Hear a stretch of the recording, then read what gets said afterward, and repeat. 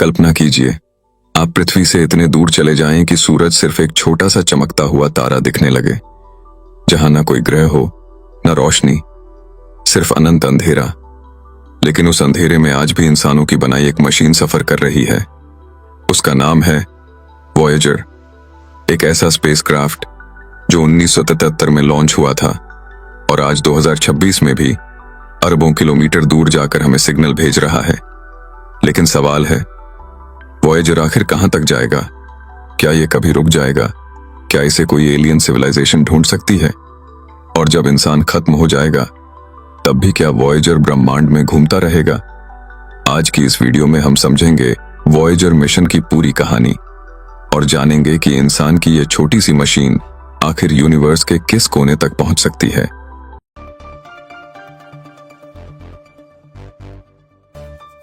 Nineteen 1970s का समय था। कोल्ड वॉर चल रही थी। अमेरिका और सोवियत यूनियन स्पेस रेस में लगे हुए थे। इसी दौरान नासा के वैज्ञानिकों ने एक रेयर अपॉर्चुनिटी नोटिस की। हर 174 साल में एक बार ऐसा अलाइनमेंट होता है जब जुपिटर, सैटर्न, यूरेनस और नेपट्यून एक लाइन में आ जाते हैं। इसका मतलब था कि एक स्पेसक्राफ्ट ग्रेविटी असिस्ट का इस्तेमाल करके कम फ्यूल में सभी आउटर प्लैनेट्स तक पहुंच सकता था। और इसी आइडिया से जन्म हुआ वॉयेजर मिशन का। 1977 में नासा ने 2 स्पेसक्राफ्ट लॉन्च किए, वॉयेजर 2 20 अगस्त 1977, वॉयेजर 1 5 सितंबर 1977।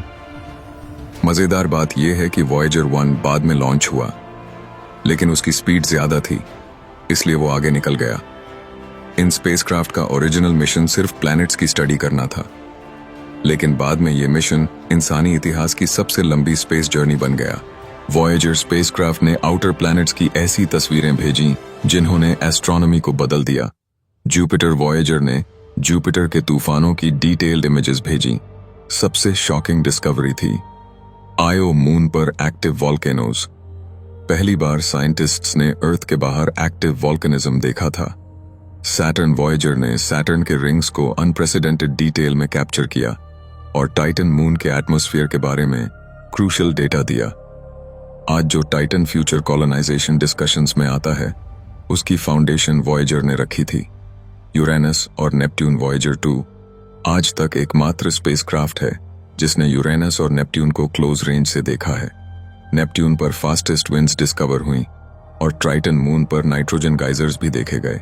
यानी वॉयेजर सिर्फ मिशन नहीं था, ये आउटर सोलर सिस्टम का पहला एक्सप्लोरर था। अब आते हैं सबसे फैसिनेटिंग पार्ट पर। आज वॉयेजर 1 पृथ्वी से लगभग 25 बिलियन किलोमीटर से भी ज्यादा दूर है। इतनी दूरी कि उसका सिग्नल अर्थ तक आने में लगभग 23 घंटे लगता है। यानी अगर आज नासा कोई कमांड भेजे तो उसका जवाब अगले दिन मिलेगा।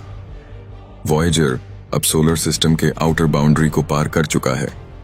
2012 में वॉयेजर 1 ऑफिशियली इंटरस्टेलर स्पेस में एंटर कर गया।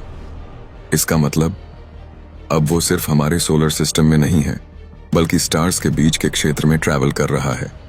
वहां टेम्परेचर बेहद कम है, मैटर लगभग 0 है और डार्कनेस ऑलमोस्ट इटर्नल है।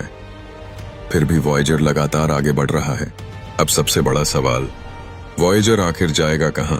सच्चाई ये है कि वॉयेजर का कोई फाइनल डेस्टिनेशन नहीं है। ये किसी प्लैनेट की तरफ नहीं जा रहा, ये बस इनर्शिया की वजह से लगातार आगे बढ़ता रहेगा।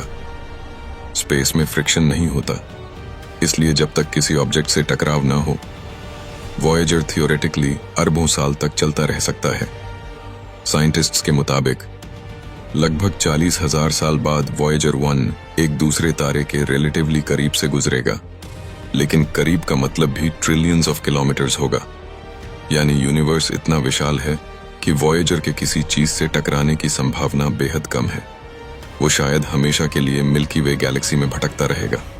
वॉयेजर की सबसे इमोशनल चीज है गोल्डन रिकॉर्ड। नासा ने इसमें ह्यूमैनिटी का मैसेज स्टोर किया है। इसमें शामिल हैं पृथ्वी की तस्वीरें, अलग अलग भाषाओं में ग्रीटिंग्स म्यूजिक, नेचर साउंड्स, इंसानी कल्चर की जानकारी। यानी अगर कभी कोई एलियन सिविलाइजेशन वॉयेजर को पाए तो उन्हें पता चल सके कि अर्थ पर इंटेलिजेंट लाइफ मौजूद थी। इस रिकॉर्ड में भारत की भी आवाज है। हिंदी ग्रीटिंग भी इसमें शामिल की गई थी। नमस्कार, हम पृथ्वी के लोग आपको शुभकामनाएं भेजते हैं। सोचिए, शायद लाखों साल बाद जब इंसान पृथ्वी पर न भी हो, तब भी वॉयेजर ब्रह्मांड में हमारी पहचान लेकर घूम रहा होगा। हालांकि वॉयेजर आगे चलता रहेगा, लेकिन उसका कम्युनिकेशन हमेशा नहीं रहेगा। उसमें प्लूटोनियम पावर जनरेटर्स लगे हैं। धीरे धीरे पावर कम हो रही है। नासा लगातार उसके इंस्ट्रूमेंट्स बंद कर रहा है ताकि कुछ एसेंशियल सिस्टम्स चलते रहें।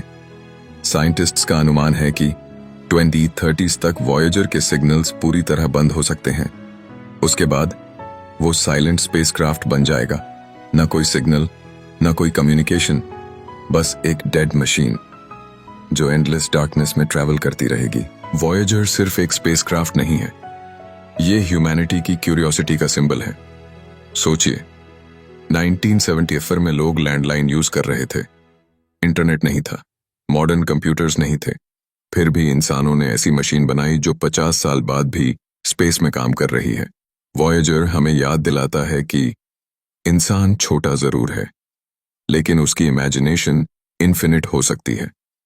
और शायद यही वजह है कि वॉयेजर साइंस से ज्यादा फिलॉसफी बन चुका है।